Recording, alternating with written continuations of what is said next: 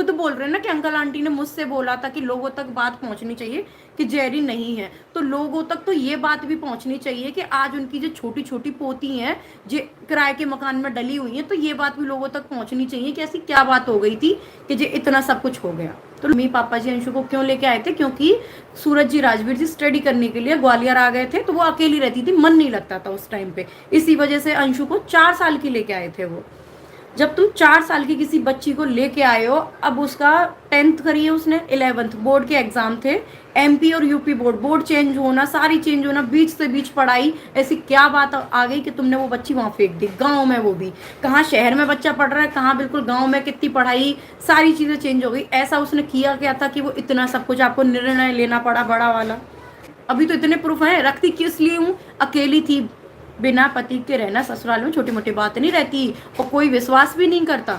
सब लोग क्या कहेंगे, ये क्या 25 साल की है, भग जाएगी, शादी कर लेगी, इसका क्या है, बेचारे बूढ़े माँ बाप। ऐसा नहीं होता, ये जो कहते हैं ना भग जाएगी शादी कर लेगी, तो ये क्यों कह रहे हैं, क्योंकि भाई आज मैं अकेली हूँ, आज मेरा पति होता या मेरे साथ ये जो ससुराल वाले थोड़े अच्छे से रहते तो कोई कह देता, किसी की हिम्मत है कोई कह भी दे कि ये तीसरी शादी भी कर लेगी, कोई नहीं कह पाता।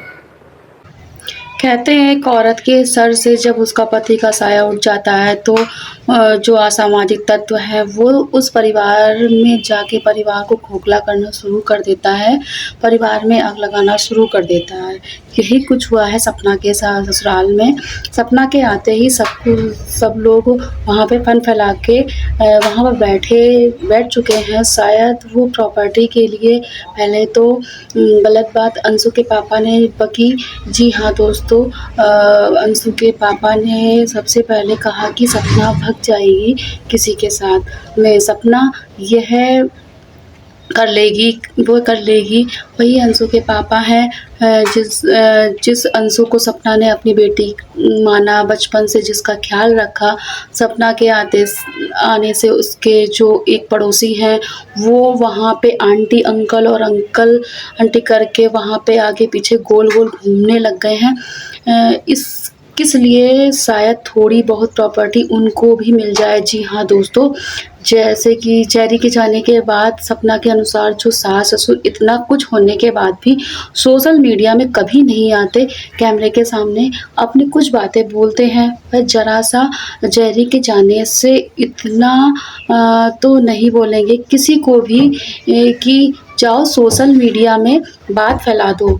तो जो पड़ोस वाला जो आदमी है वह उसको कितनी हिम्मत हो गई कि उसका अपना एक चैनल क्रिएट करके एक न्यूज़ को सोशल मीडिया पर फैला रहा है, और जो सपना को गलत कमेंट कर रहा है उसको लाइक तक दे रहा है, बतौर यहाँ वीडियो में बोलता है कि आप सपना के बारे में गलत बातें मत फैलाओ, आप उसके परिवार के बारे में गलत बातें मत फैलाओ।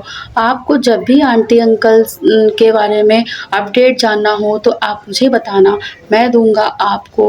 हो कौन आप की क्या औकात है, कौन हो आप, राजवीर हो, आप सूरज हो, उस परिवार में आप कोई नहीं बचा, तो थोड़ी तो आपको शर्म आनी चाहिए कि आप इस मौके का फ़ायदा ना उठाओ। इससे उसकी औकात है, कौन हो आप राजवीर हो, आप सूरज हो, उस परिवार में आप अब कोई नहीं बचा। थोड़ी तो आपको शर्म आनी चाहिए कि आप इस मौके का फ़ायदा ना उठाओ। इस तरीके से उसकी बहू यहाँ पे नहीं है, वह बेचारी अपनी बच्चियों को, छोटी-छोटी बच्चियों को लेके किराए के घर में पड़ी हुई है। यहाँ आप मौके का फ़ायदा उठाने पहुँच गए हो। सपना के सास ससुर के बीच में कैमरा लेके आप बतौर उसका वीडियो बना रहे हो।